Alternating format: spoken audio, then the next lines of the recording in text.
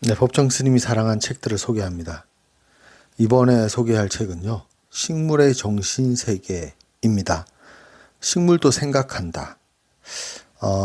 우리 많은 분들은 식물은 우리 인간 그리고 동물, 곤충들에 비해서 하등한 존재 또는 생각이 없는 그런 존재로 생각하시는 경우가 많은데 이 책을 읽어보시면 깜짝 놀라게 됩니다.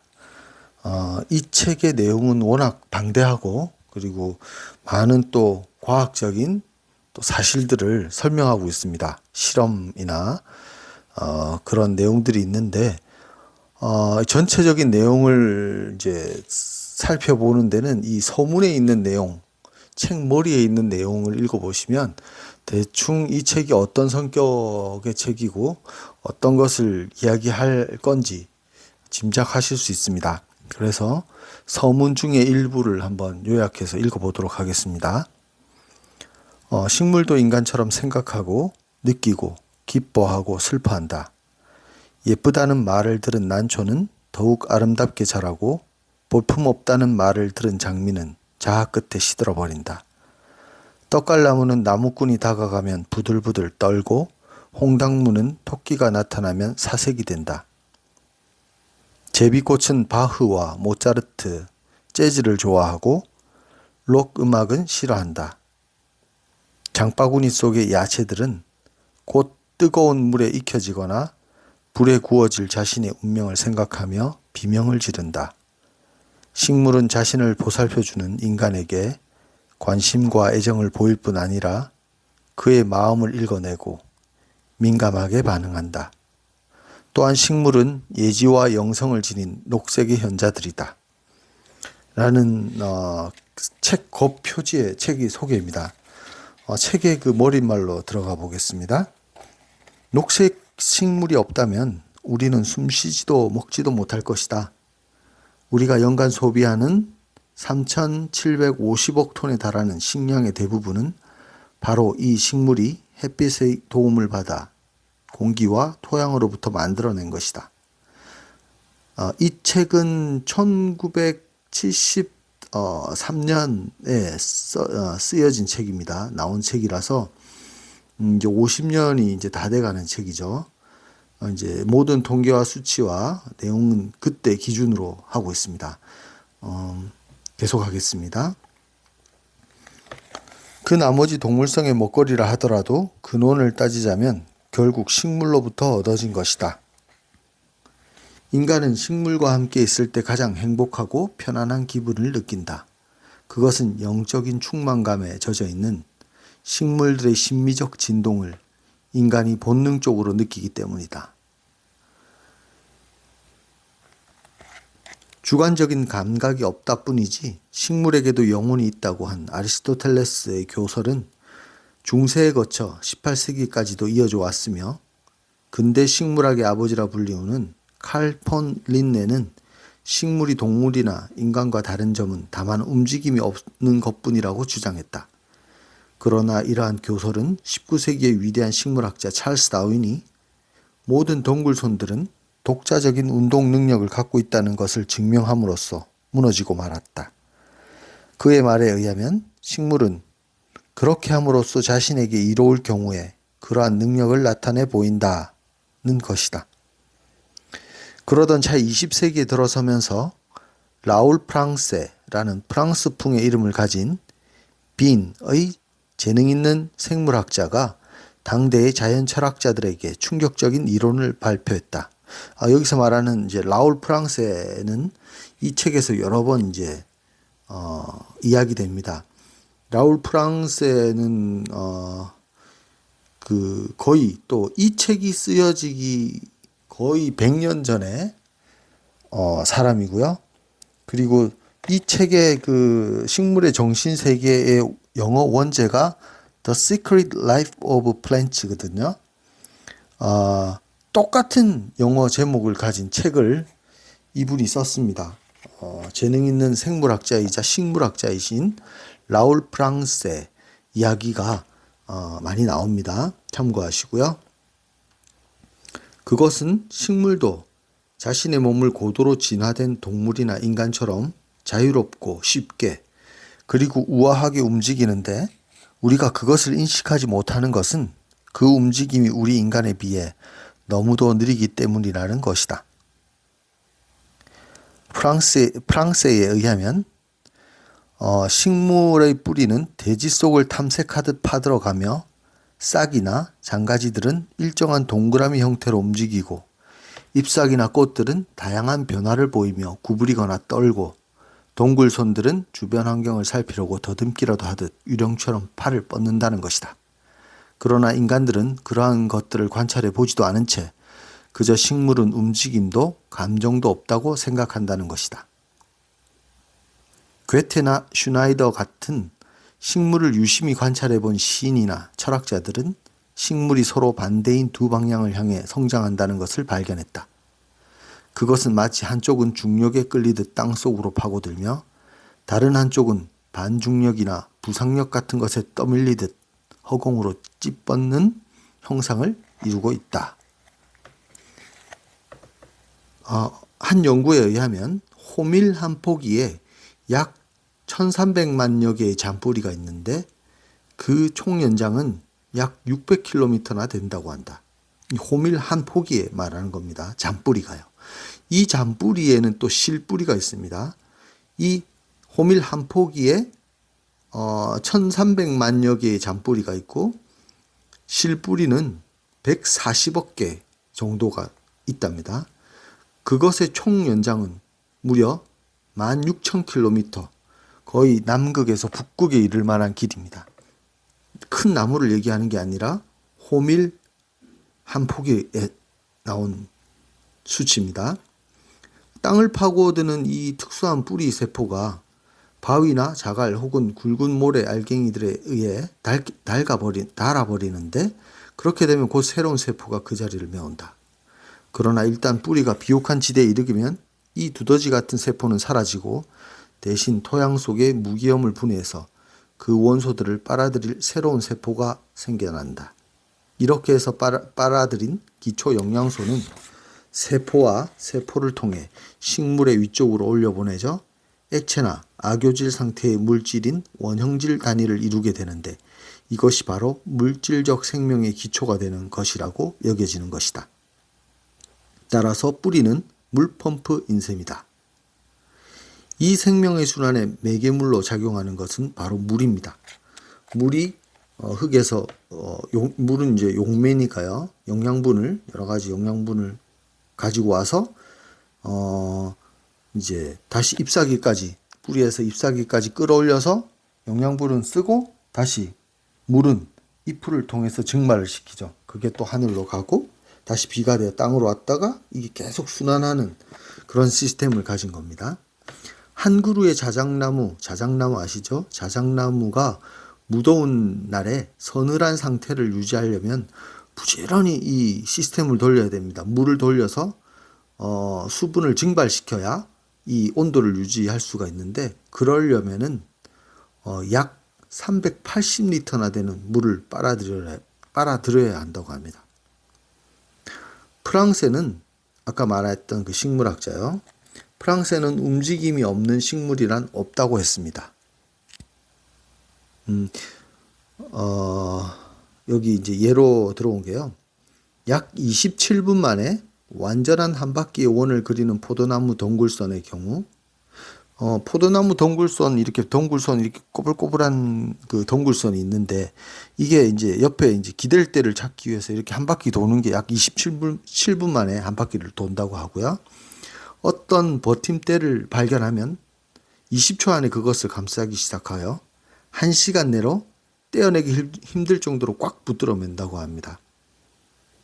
나중에는 이제 그 나무에 나중에 포도가 달리고 그 무게가 상당하잖아요. 그 무게를 다 지탱할 수 있을 정도로 단단하게 용수철처럼 나선형으로 감기게 되죠. 식물에게도 어떤 의지나 의사 같은 것이 있다고 프랑스에는 주장하는데요. 식물들은 기막힌 공상소설에서나 나올 법한 신비스러운 여러 가지 방법으로 자신이 원하는 것을 찾아내거나 그 방향으로 나아갈 수 있다고 합니다. 또 식물들은 어떤 개미가 자신의 꿀을 훔쳐먹는지 알고 있는 것 같다. 그래서 그런 개미들이 근처에 있으면 접근 못하도록 꽃잎을 오므리고 있다가 개미들이 기어오르지 못할 만큼 줄기에 이슬이 충분히 맺혔을 때 꽃을 피는 그런 식물도 있고요. 아카시아 같은 경우는 어떤 종류의 개미에게 다른 벌레나 초식 동물로부터 자신을 지키게 해주는 대가로 꿀을 제공해주는 이런 공생관계를 맺기도 합니다. 식물이 꽃가루 바지를 해주게 하는 곤충의 특징에 맞게 자라는 것은 모두 우연일까라고 말하면서 또 예가 많습니다. 어떤 그 난초과의 한 식물은 수파리를 꿰기 위해서 그런 종류의 암파리와 똑같은 꽃잎을 피워서 유인을 합니다. 그리고 달맞이 꽃이 밤나방과 밤나비들을 보다 잘 깨기 위해서 하얗게 피어나 황혼 무렵에 더욱 강렬한 향기를 풍기는 것. 그 다음에 이제 캐리온 백합은 파리들만 우글거리는 곳에서 고기 썩은 냄새를 피웁니다. 바람에 의해서 꽃가루 바지를 하는 꽃들은 굳이 벌레를 끌어들이는데 필요한 모양이나 향기나 이런 걸 가지고 있지 않다는 것도 재미난 이야기죠. 육식성 이제 식물도 있는데요. 이렇게 벌레들을 먹기도 하고 실제로는 이제 큰 동물, 소 같은 동물을 먹는 것에 이르기까지 육식성 식물도 500여 종이 넘는다고 하는데요. 육식 식물의 촉수는 잎뿐만 아니라 위의 역할도 하는데 그 촉수로 먹이를 잡아 통째로 먹고는 뼈다귀만 남겨놓는다고 합니다. 곤충을 잡아먹는 끈끈이 주걱은 다른 물질을 올려놓으면 전혀 반응을 보이지 않아요. 무게로 반응하는 게 아니라 자기가 원하는 어떤 감각으로 그걸 알아차리는 거죠. 내가 나의 먹이라는 것을. 덩굴소는 0.00025g에 불과한 비단실 한 오라기만 있어도 그것을 발견하고는 든든히 매달릴 수 있다고도 합니다. 식물들이 어떤 구조물을 만들어내는 작업의 정교함은 인간의 건축 기술로는 도저히 따를 수 없을 정도이다. 인간이 만든 그 어떤 건축물도 엄청난 무게에 불구하고 지독한 폭풍우에 맞서 자신을 지켜내는 식물들을 따를 수 없을 것이다. 외부의 힘에 의해 찢겨지는 것을 방지하기 위해 새끼줄처럼 나선용으로 꼬인 식물의 섬유 구조는 인간의 기술로서는 아직도 따를 수 없는 것으로서 소시지나 리본처럼 길게 늘어난 세포들이 서로 맞물려 얽혀있기 때문에 좀처럼 찢어지지 않는다. 또한 키가 자라면서 늘어나는 몸무게를 지탱하기 위해 나무의 줄기는 아주 과학적으로 두터워진다. 호주산 유칼리 나무 같은 경우는 지면으로부터 146m 이상 자라지만 그 줄기는 매우 가늘다고 하고요. 어떤 호두나무는 약 10만 개의 호두알이 열릴 만큼 크게 자란다고 합니다. 무게가 상당하겠죠? 10만 개의 호두니까요. 그런가 하면 버지니아 너트위드라는 식물은 스스로 닷줄 매듭을 팽팽하게 메고 있다가 건조해지면 탁 하고 부러져 갖고 씨앗을 가능한 한 멀리 날려보내게 싹을 틔웁니다. 식물에게는 또한 방향이나 미래에 대한 지각 능력도 있다. 어떤 해바라기를 발견했는데요. 그 잎사귀들은 정확하게 나침판을 가리키는 방위를 가리키고 있습니다. 그리고 인디언 감초라고 불리는 풀은 모든 형태의 전기나 자기에 대단히 민감해서 날씨를 예상하는 데 이용하기도 합니다.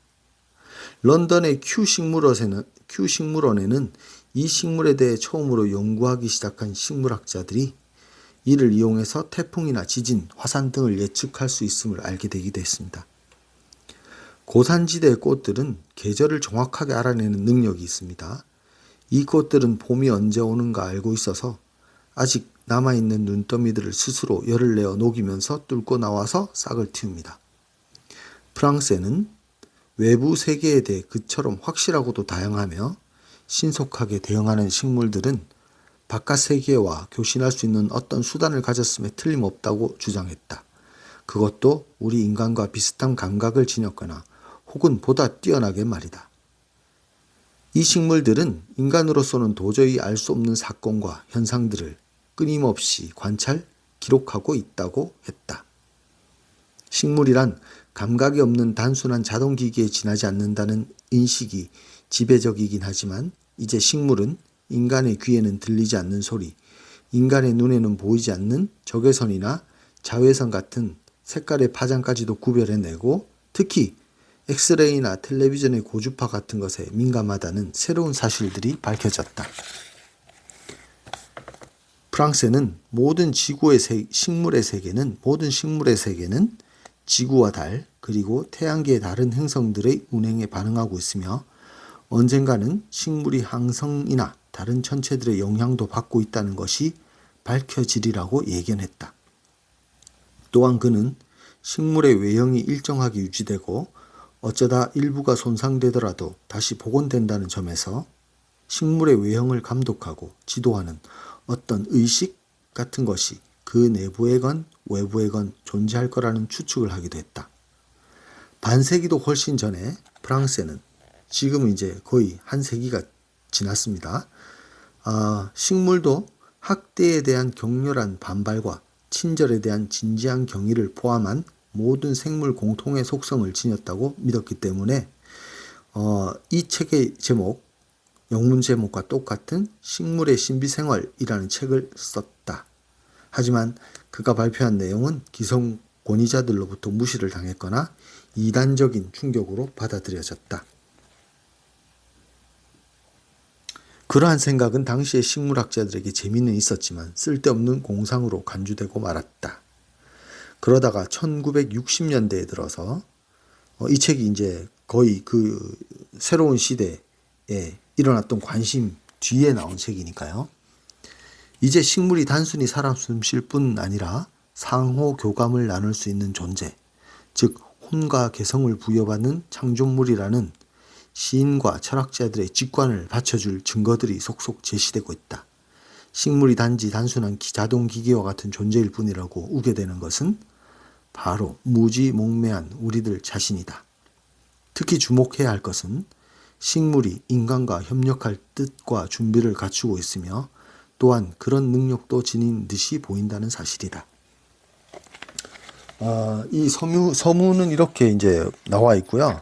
이제 책 내용을 보시면 일부 식물의 초감각적 지각에 대한 최근의 연구 사례들을 말합니다. 요즘 사람들은 과학적인 증거, 연구 결과가 없으면 잘 믿지 않죠. 2부 식물의 왕국에 문을 연 선구자들, 그 다음에 우주의 화음에 귀 기울이는 식물, 우주까지 나옵니다. 토양과 식물과 인간에 대한 이야기가 제4부, 그리고 5부에서는 생명 파동과 방사선의 세계에 대해서 얘기합니다. 너무 재밌는 책이고요. 이 식물의 정신 세계는 이 서양 유럽의 이 과학적인 접근을 식물로 한 겁니다. 그 이전에 그 북미 인디언이나 호주 원주민이나 또는 인도의 그 구루들 또는 고대 종교에서는 과학적인 접근 방법이 아니라 이미 많은 그 사례들과 예시들이 있습니다.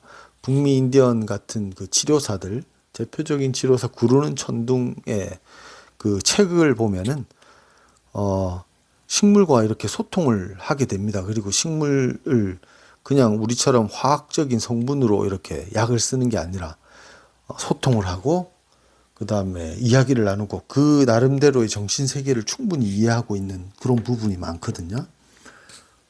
개인적으로도 저는 식물을 오랫동안 봐왔고 관계된 일을 하고 있어서 식물이 우리 사람이 다 똑같지 않듯이 식물도 똑같지 않다는 것을 알고 있습니다. 같은 소나무라도 같은 종류의 단풍나무라도 그 세상에 똑같은 나무가 없다. 똑같은 사람이 없듯이 똑같은 나무가 없다라는 사실을 느끼고 있습니다. 산속에 갔을 때 한 종류의 나무들이 숲을 이루고 있지만 사실 가만히 깊이 이제 명상을 통해 보면 똑같은 나무는 하나도 없습니다. 저는 그렇게 생각하는데요.